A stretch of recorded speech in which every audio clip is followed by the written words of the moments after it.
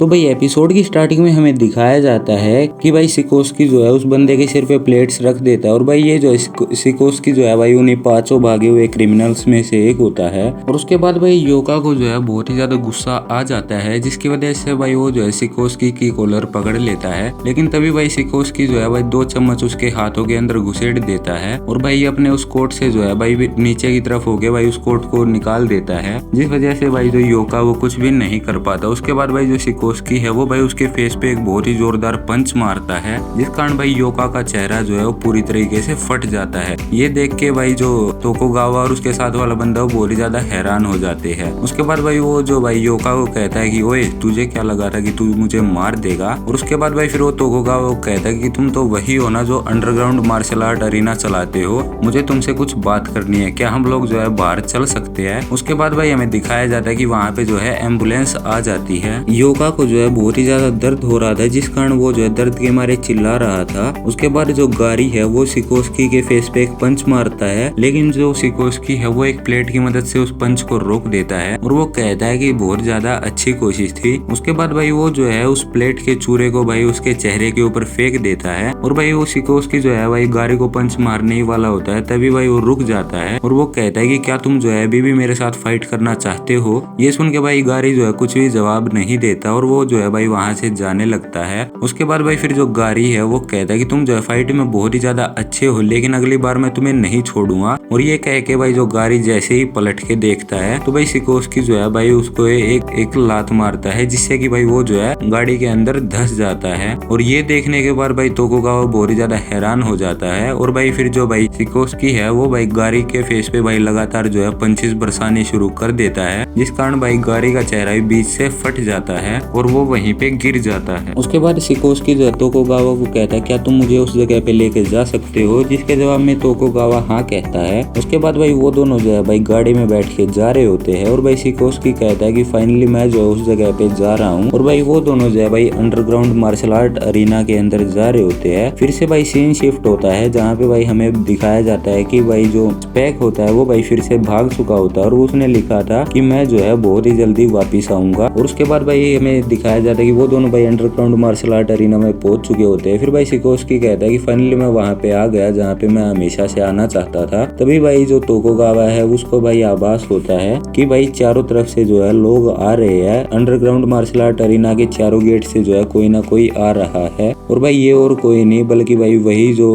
Jail से भागे हुए कैदी होते हैं। उसके बाद भाई जो सिकोस्की है वो तोकुगावा को कहता है क्या तुमने इन्हें यहाँ पे बुलाया है। उसके बाद भाई जो तोकुगावा है वो सिकोस्की से कहता है कि नहीं मैंने इन्हें यहाँ पे नहीं बुलाया, बल्कि यहाँ की खून की सुगंध और यहाँ की आग जो है इन्हें अपने आप यहाँ पे खींच लाई। एंड देन तोकुगावा कहता है कि मैं जानता हूँ कि आप लोग कौन हो, लेकिन क्या आप मुझे बता सकते हो कि आप यहाँ पे क्यों आए हो। तो भाई फिर जो सिकोस्की है वो कहता है कि मैं तो तुम्हारे साथ आया हूँ। उसके बाद भाई जो डोरिन है वो कहता है कि मैं जो है यहाँ पे हार का स्वाद चखने के लिए आया हूँ। एंड देन भाई फिर जो स्पेक है वो कहता है कि यहाँ की जलती हुई आग की खुशबू ने जो है मुझे यहाँ पे खींच के लाई है। उसके बाद यांगी कहता है कि मैं यहाँ पे हार का स्वाद चखने के लिए आया हूँ। फिर भाई डोइल कहता है कि मैं जो है यहाँ अपने से ताकतवर लोगों से लड़ने के लिए आया हूँ। उसके बाद भाई फिर जो तोकुगावा है वो समझ जाता है कि ये जो है यहाँ पे अपने से ताकतवर लोगों के साथ लड़ने के लिए आए, उन्हें चुनौती देने के लिए आए हैं। तभी भाई तोकुगावा को किसी प्रकार का आभास होता है। उसके बाद भाई फिर वो देखता है कि वहाँ पे कोई खड़ा होता है और वो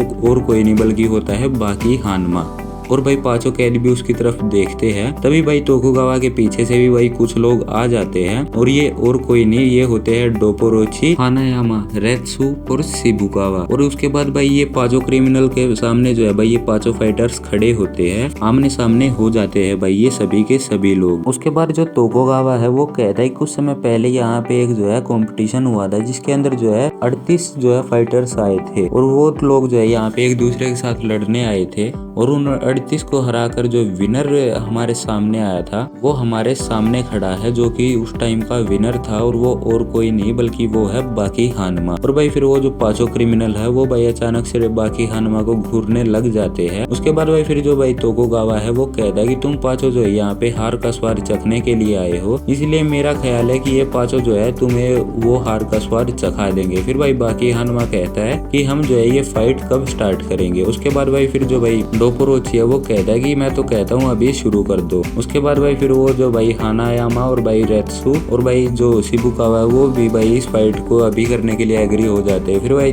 उसके बाद भाई तोकुगावा उनको रूल समझाने लगता है, लेकिन भाई तभी जो भाई शिबुकावा उसे रोकते हुए कहता है कि इसमें जो कोई भी रूल नहीं होंगे, हम जो है इन पांचों को खत्म कर देंगे और उसके बदले में जो है ये भी हमें खत्म कर सकते हैं। फिर भाई वो कहते हैं कि तो फिर अभी से ये लड़ाई जो है शुरू हो गई है, अब से जो है ये किसी को भी जो है कहीं पे मार सकता है, चाहे वो बाजार हो या फिर मॉल हो, कहीं पे भी ये फाइट हो सकती है। उसके बाद भाई बाकी को जो है भाई नींद आने लग जाती है, इसलिए वो भाई वहां से जाने लग जाता है क्योंकि उसे भाई कल सुबह स्कूल भी जाना होता है। उसके बाद भाई फिर जो भाई वो सभी वहां से जाने लग जाते हैं और भाई वो फाइट जो है अभी से शुरू हो चुकी थी। उसके बाद भाई फिर जो सिकोस्की है वो भाई सोचता है कि मुझे जो है उनमें से किसके साथ फाइट करनी चाहिए। उसके बाद भाई फिर हमें नेक्स्ट सीन स्पेक का दिखाया जाता है जो कि भाई वापस से जेल के अंदर आके लेट गया होता है। फिर भाई हमें डोरिन और डोपोरोची को एक साथ दिखाया जाता है, जिससे हम समझ सकते हैं कि पहली फाइट इन दोनों की ही होने वाली है। तभी भाई उन दोनों के सामने जो भाई रेत्सु आगे खड़ा हो जाता है डोरिन के सामने। और उसके बाद भाई फिर जो भाई डोपोरोची है वो रेत्सु से कहते हैं क्या तुम यहाँ पे डोरिन के साथ लड़ने आए हो। उसके बाद भाई फिर जो भाई रेत्सु है वो कहता है कि हाँ मैं जो इसे यहाँ पे खत्म कर दूंगा।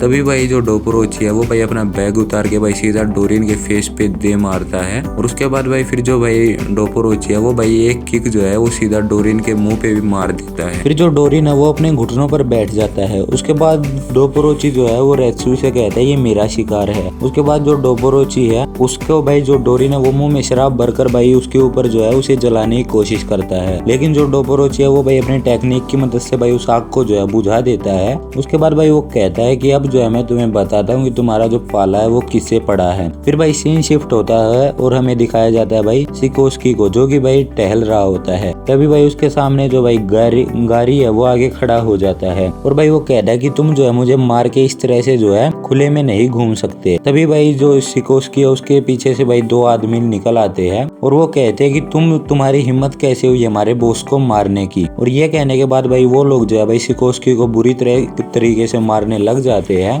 बहुत ही गंदी तरीके से मारते हैं भाई वहाँ पे वो सिकोस्की को। उसके बाद गारी कहता है कि इसे अपने अड्डे पे ले चलो। उसके बाद भाई वो दोनों जो है उनमें से एक बंदा भाई जो सिकोस्की है उसके मुंह के अंदर चॉकलेट डाल के टेप लगा देता है। फिर वो कहता है कि अब हम तुम्हें बताएंगे कि हमारे बॉस को मारने का अंजाम क्या होता है। लेकिन भाई जो सिकोस्की है उसके चेहरे पे भाई एक स्माइल होती है। फिर से भाई हमें दिखाया जाता है भाई डोपोरोची वाले सीन को, जहाँ पे भाई जो डोरिन है वो भाई एक पतली सी वायर से जो है भाई डोपोरोची का हाथ काट देता है। ये देख के भाई रेत्सु और भाई वहाँ की जितनी पब्लिक होती है भाई वो काफी हैरान हो जाती है। फिर भाई जो डोरिन है वो कहता है कि ये जो है एक बहुत ही खास तरीके का गैजेट है, इसे जो है साइंटिस्ट ने इस तरीके से बनाया है कि इसकी जो वायर है उसे एक आम आदमी की आंखें नहीं देख सकती और ये काफी ज्यादा हल्का भी है, इसलिए इसे आसानी से यूज कर सकते हैं। लेकिन भाई वो जो पब्लिक है वो तो यही सोचती है कि ये जो ट्रिक है ये सिर्फ मैजिशियन ही कर सकते हैं, क्योंकि उन्हें जो है अपने ट्रिक परफॉर्म करने के लिए ऐसे वायर्स की जरूरत पड़ती है। लेकिन असल में ये जो है हम जैसे क्रिमिनल्स के लिए ही बना है। फिर हमें बताया जाता है कि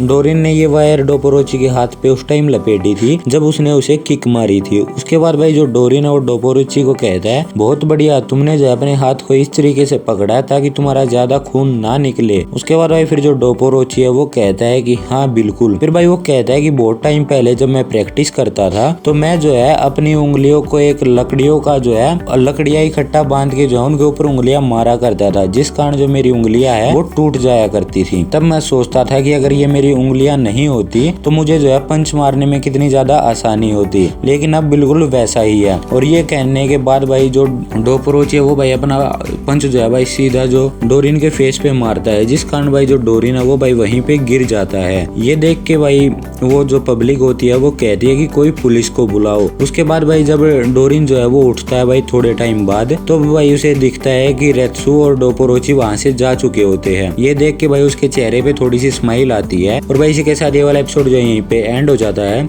आई होप आपको एक्सप्लेनेशन अच्छी लगी होगी। अच्छी लगी हो तो वीडियो को लाइक कीजिए, चैनल को सब्सक्राइब कीजिए, बेल आइकन को प्रेस करके ऑल पे सेट कर लेना ताकि इस सीरीज के आने वाले सभी वीडियोस के अपडेट आपको मिलते रहे। और भाई इस वीडियो को जो अपने सभी फ्रेंड्स के साथ शेयर कर देना। भाई कुछ टाइम से जो है व्यूज बहुत ही ज्यादा डाउन चल रहे हैं, तो भाई प्लीज यार वीडियो को शेयर जरूर से कर देना। मैं मिलता हूँ आपको बहुत जल्द नेक्स्ट वीडियो में, तब तक के लिए बाय बाय।